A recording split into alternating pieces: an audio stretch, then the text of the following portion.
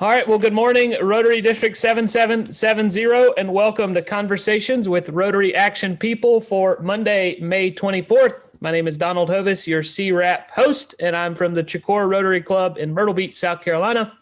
We're pleased to be joined from the University of South Carolina and the Director of Communications at the University of South Carolina. Go Gamecocks!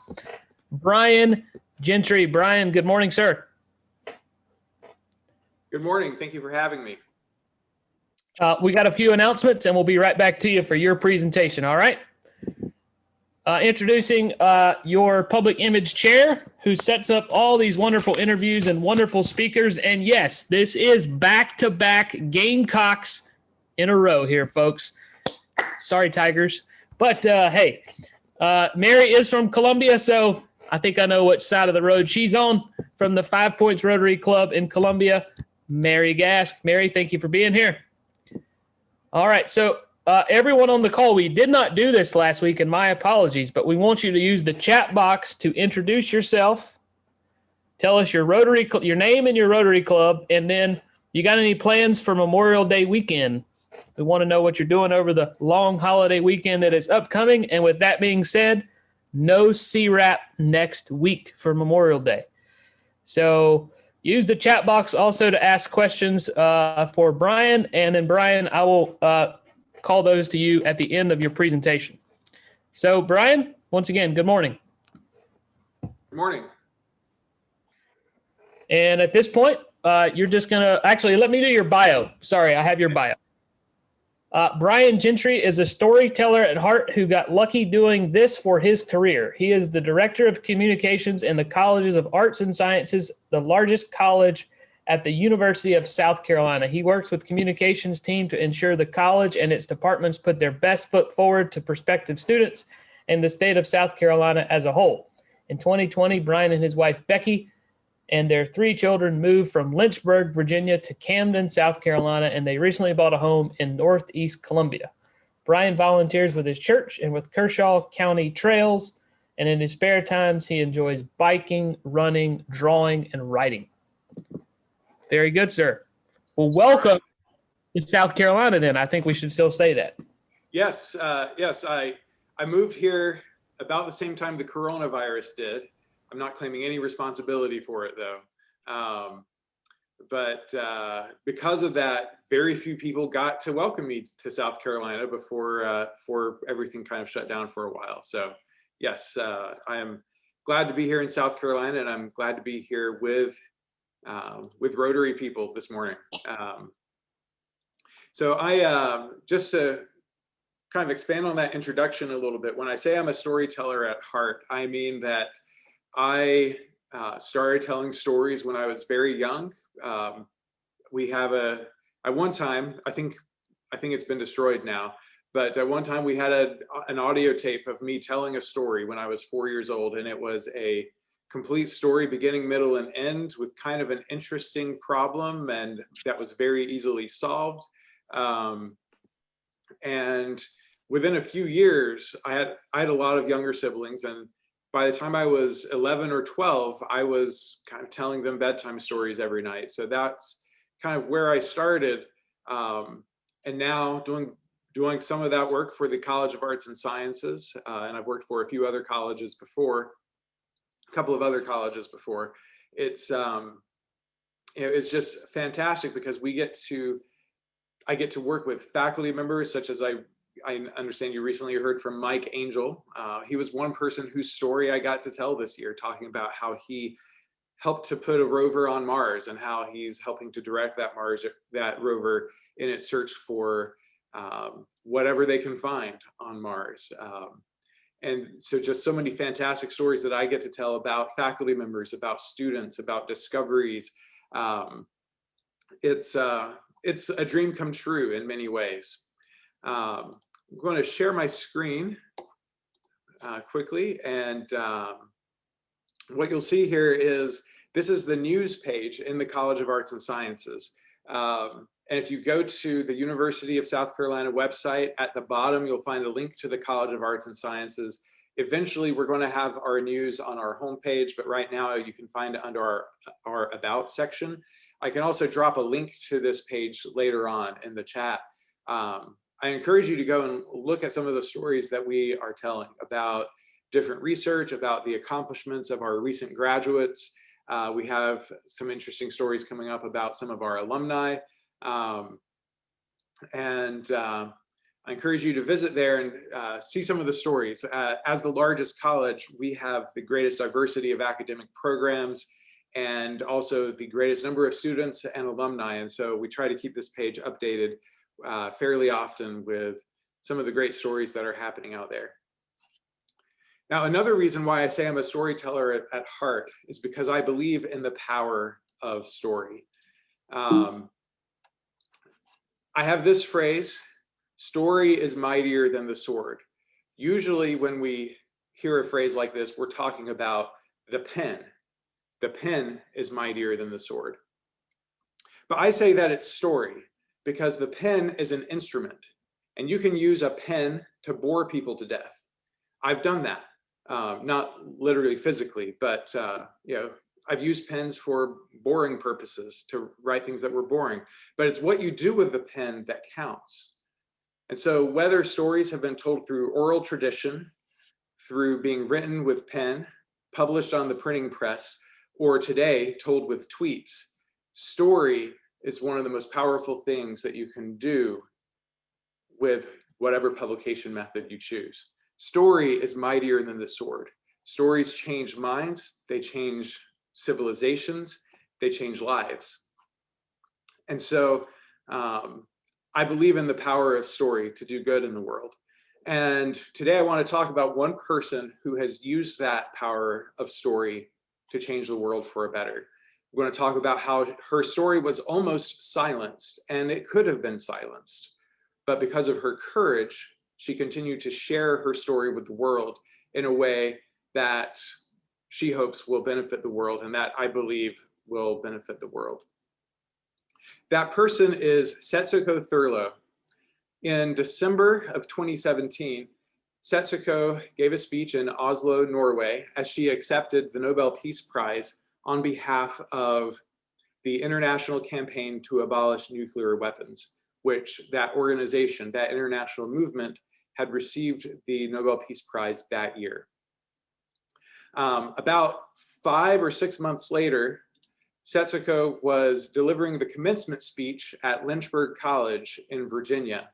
That was the college I worked for at the time. So of course, between that Nobel Peace Prize speech and her commencement speech at our college, I got to interview her and learn about her life story. She was also a graduate of Lynchburg College.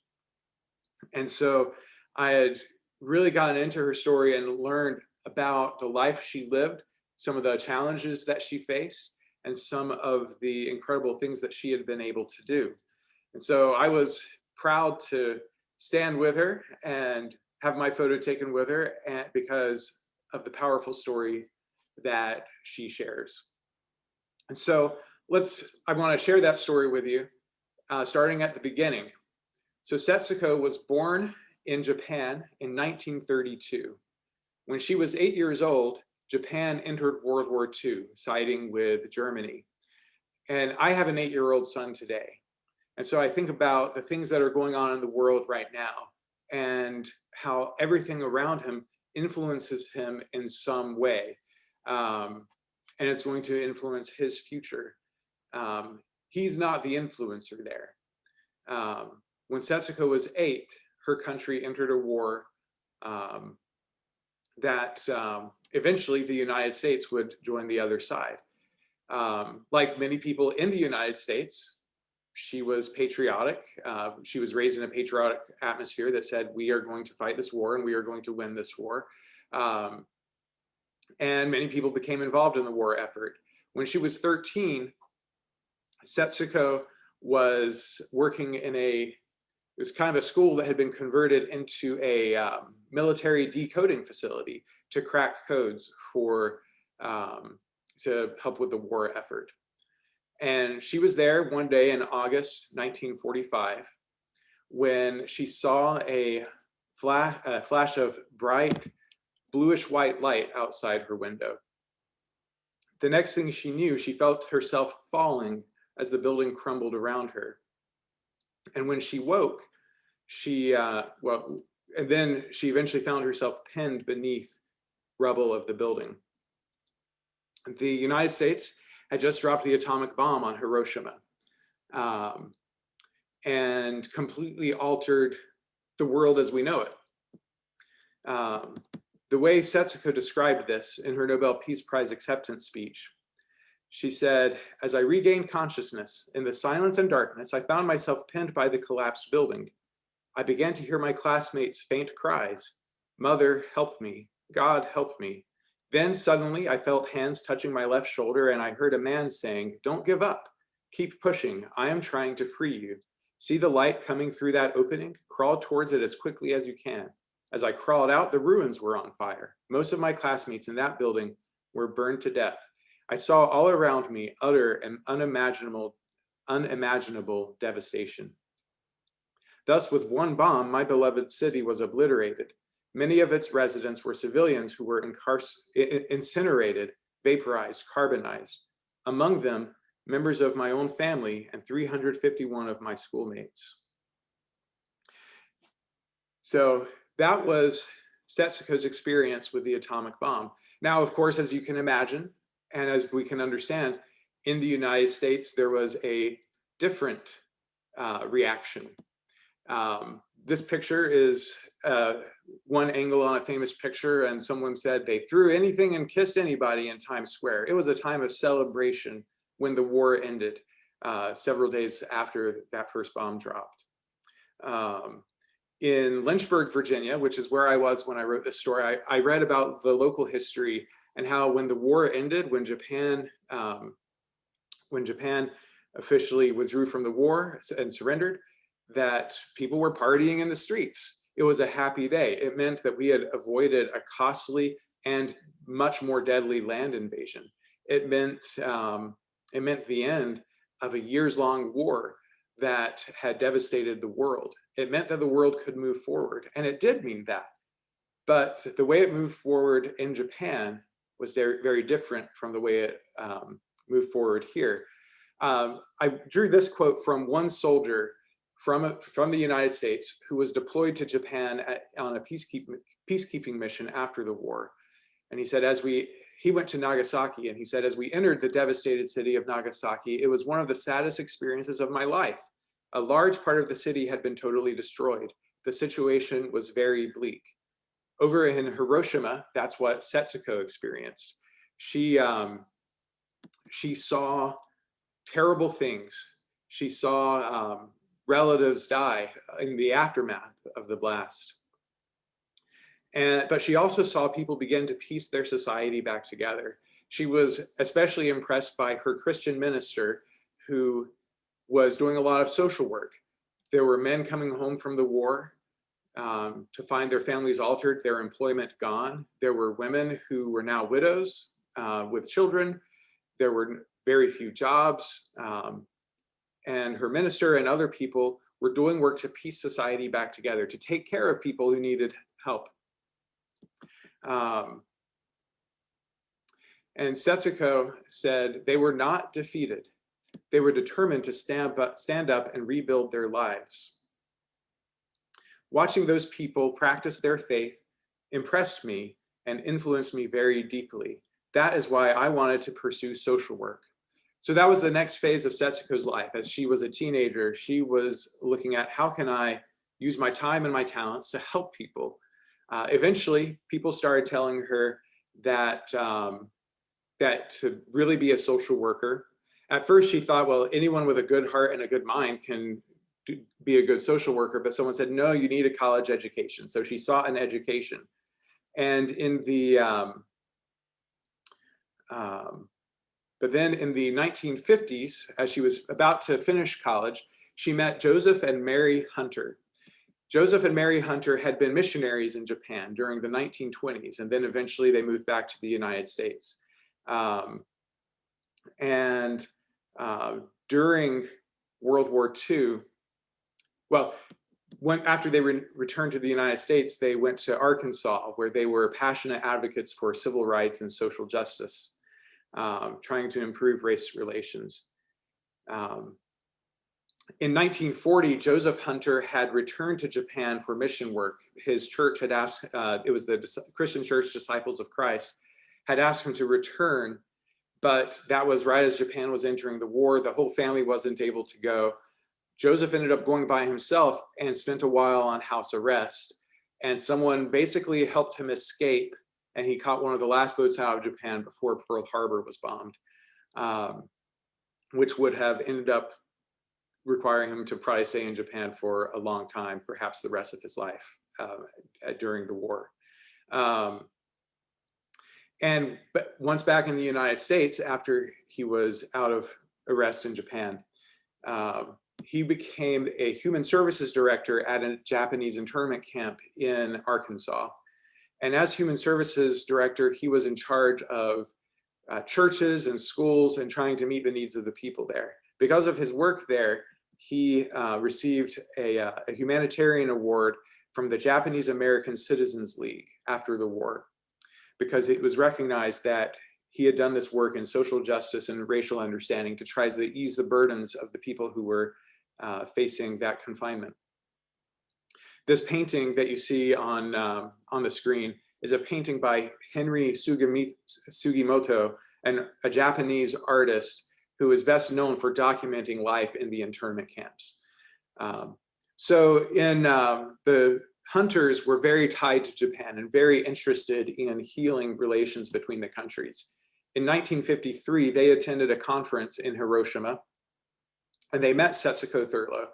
And at that time, Joseph was a religion professor at Lynchburg College in Virginia, and he recognized Setsuko's skill with English. He recognized her good heart, and he suggested that she study at Lynchburg College. He arranged for a scholarship.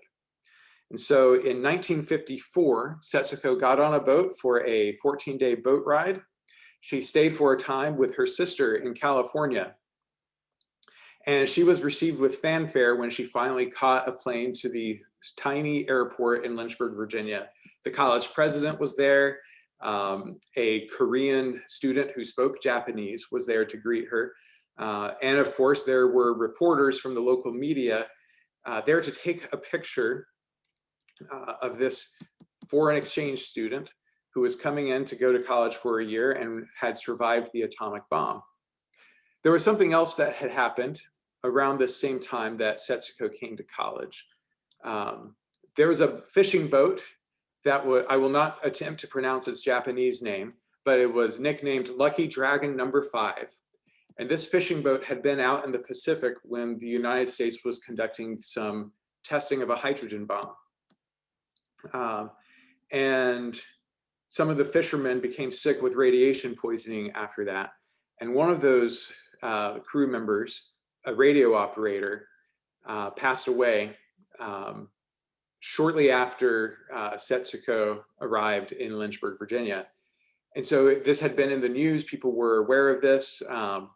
And when that radio operator died, a reporter came and said, I want to interview Setsuko. And so this headline appeared in the newspaper shortly afterward: Co-ed stirred by H-bomb test tragedy.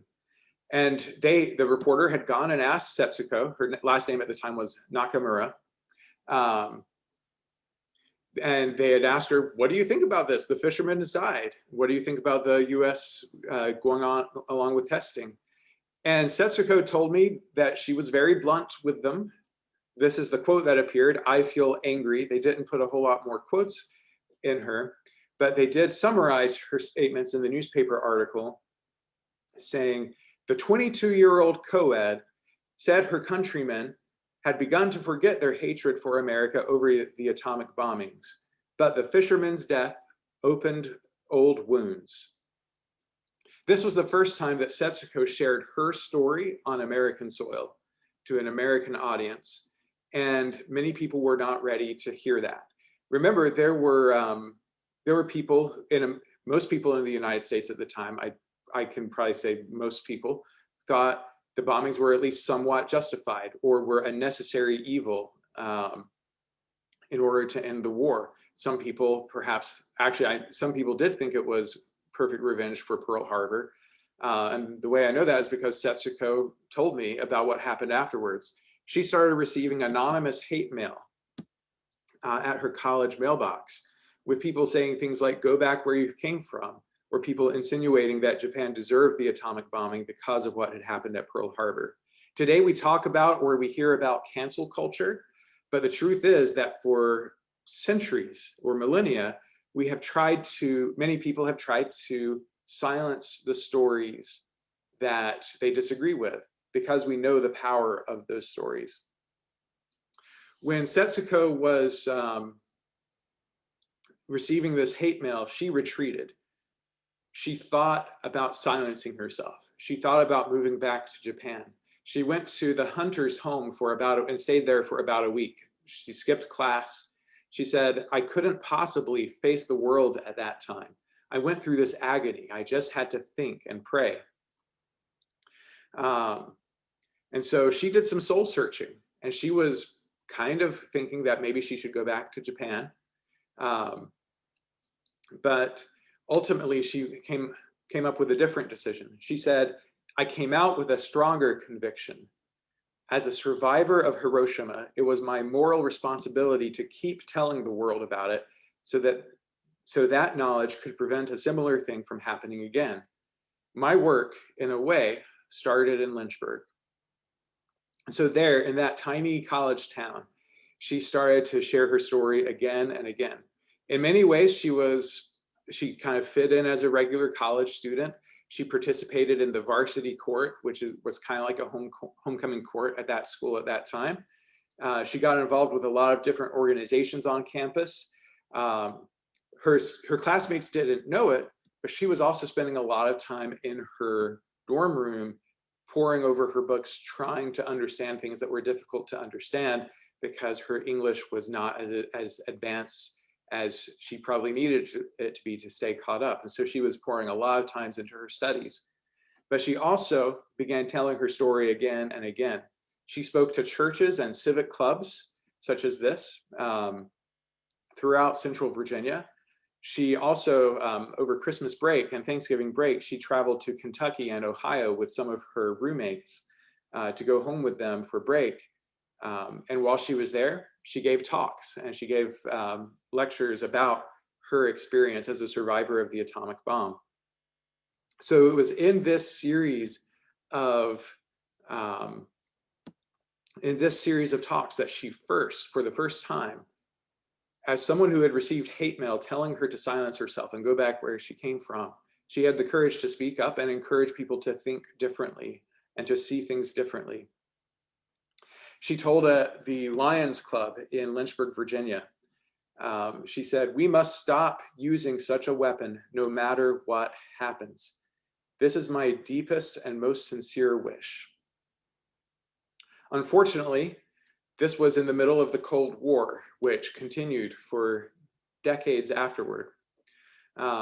As the Cold War continued and as the Soviet Union and the United States and other countries were developing nuclear arsenals, Setsuko got married to a Canadian history teacher named Jim Thurlow. They had met in Japan previously. They got married in the United States. Virginia at that time did not allow mixed race weddings, so they actually had to leave the state to get married. But then they returned to Japan for a time, and eventually they settled in Toronto. They raised a family there. Setsuko completed graduate school. She became a social worker like she had always dreamed, but she had something that beckoned her to share her story again. In the 1970s, she attended a peace conference in Hiroshima. And that conference made her think about the people she knew in Lynchburg and Toronto who just kind of excused the use of atomic weapons or the buildup of atomic weapons, who shrugged their shoulders and said, well, here are the political reasons why we need them, rather than seeing them through a moral lens about the destruction that they could cause to innocent people. So she created an organization called Hiroshima Nagasaki Relived.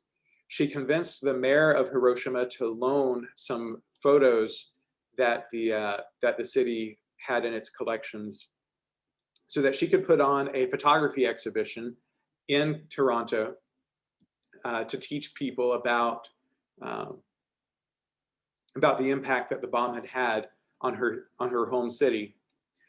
She began to find like-minded people who would work with her. In the 1970s, when India detonated its first nuclear bomb, she organized a lot of people to get a newspaper ad to help speak out against the Canadian government's practice of selling nuclear technology to the country of India. She said, "I think that enabled academics who knew what was happening but had no guts to come out and make a public statement. When there was a movement, they would come and join." In the many years since that time in the 1970s, Setsuko has shared her story to audiences around the world and worked with many organizations to help advance the idea that nuclear weapons had this moral lens, this moral effect on the world, and claiming innocent lives. In 2007, the International Campaign to Abolish Nuclear Weapons was founded and started calling for immediate discussions of a treaty that would ban nuclear weapons. Setsuko became involved with that group and started sharing her story again and again. It's not always easy. She said, "It has been painful, but a rewarding task. I felt it was my moral responsibility to warn the world about the danger of nuclear weapons and the unspeakable suffering they would cause." In 2017, Setsuko wrote a letter to one of her friends back in Lynchburg, actually to a group of friends around the world, but one of her friends in Lynchburg shared this letter with me, saying, "I am experiencing a tremendous feeling of euphoria. The world has at long last listened to Hibakusha's persistent plea for the past several decades." Hibakusha is a Japanese word that refers to a survivor of the atomic bomb. So what she was referring to about the world finally listening to this persistent plea is that the United Nations had agreed to consider a treaty that would ban nuclear weapons. Setsuko testified before the United Nations to share her story and encourage the development of such a treaty. And in July 2017, that treaty was passed by a UN committee, and later that year it was signed. It still needed ratification, but it was signed. And so the world had come to a place that many people had said would never come. The treaty, I'm not an expert on the treaty, but in summary, it prohibits doing anything with nuclear weapons other than getting rid of them. It would prevent countries from developing them, stockpiling them, holding them for another country, using them or encouraging their use. So that's what the treaty would do. But as I said, it required ratification. Sorry, I got my slides mixed up. It would require ratification. And in October of last year, the 50th country, Honduras, signed on to the treaty and ratified it. And so in January 2021, it became legally binding. Now it's only legally binding for the countries who have ratified it. And so most of the countries that have nuclear weapons have not signed on to this. But Setsuko and her colleagues in the International Campaign to Abolish Nuclear Weapons believe that support for the treaty will continue to grow because the existence of a treaty will cause social forces that make it less and less popular to have nuclear weapons. And their hope is that someday those powers that do have nuclear weapons will agree to scale back and eventually decommission them. That is their hope. This speech, what I'm sharing with you, is not a political argument for or against nuclear weapons, but I want you to just think about the power of Setsuko's story and the courage and what happened in the world because of her courage to share her story. She could have decided not to share her story all those years ago in Lynchburg, Virginia, when hate mail told her to go back where she came from. She could have decided to go back to Japan. She could have decided to stay there at the college, but stay silent. But she shared her story. When I talked to Setsuko on the phone in January 2018, she gave a lot of the credit for the Nobel Peace Prize, which was for the larger movement, not just an individual person. But she gave a lot of credit to the thousands and thousands of people who worked with the international campaign to abolish nuclear weapons. She said, "My role has always been as a survivor to just tell them the truth of the experience I had." So Setsuko taught me that telling your story does matter. For decades, she's been telling her story of what happened to her in Hiroshima in 1945. And at first, very few people listened, and in fact, people resisted. People still resist today. It's not a universally popular message. But the world has now listened, and the world has changed. Not entirely, but it has moved. So I believe that stories change lives, they change minds, they change hearts. Telling the truth about your experience, about your story, will do more to actually sway hearts than a list of facts that might engage just the mind. You need both. You need facts and you need the story, but the story is what will open the heart. And because of that, story is mightier than the sword. And someday people might say that Setsuko Thurlow's story is mightier than nuclear weapons. Thank you. Thank you for sharing, Bryan. I don't see any questions in the chat box, but I will give everyone about 1 minute. If you have a question, please post that in the chat box at this time. If I don't get any questions, we will wrap it up with some announcements and we'll be on to the week. But Bryan, thank you for joining us. What a cool story. Thank you. And how you actually got to meet this person is, I think, even better. So, as one of my colleagues in the Central Communications office here at the University of South Carolina, as she told me when I told her that I had met Setsuko, she said, "And that's how you know that higher education communications was the right career." It's pretty fantastic that I could meet Setsuko. I've met so many people who I never, ever would have met. Catherine Switzer, the first woman to officially enter and run the Boston Marathon. I got to meet and interview her a couple of years ago. And if she had come to town and she was just meeting people, no one would have ever introduced her to me. I run a little bit, but not enough to say, hey, you should meet this person. But because I'm a communicator and because I get to be the storyteller, I get to meet some fantastic people. So. Well, once again, sir, we appreciate it. Well, I have a question. Okay. What's to keep the United States and Russia from getting to a position where they can support this? If we'd like, I have some colleagues in the political science department who could probably give a presentation to you that goes a little more in detail about that. Part of what I personally see in my from my conversation with Setsuko and the research that I did for the original article I wrote about her a few years ago,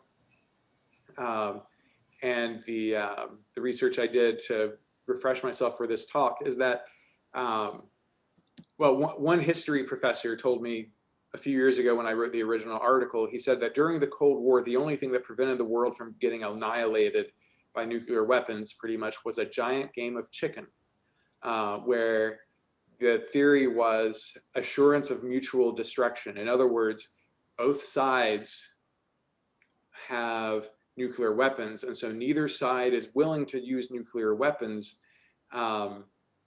because they know that the other side will retaliate with nuclear weapons. I don't remember exactly what Setsuko said about that, but she does not hold that. I don't remember the words she used, but I do remember she does not hold that theory very highly.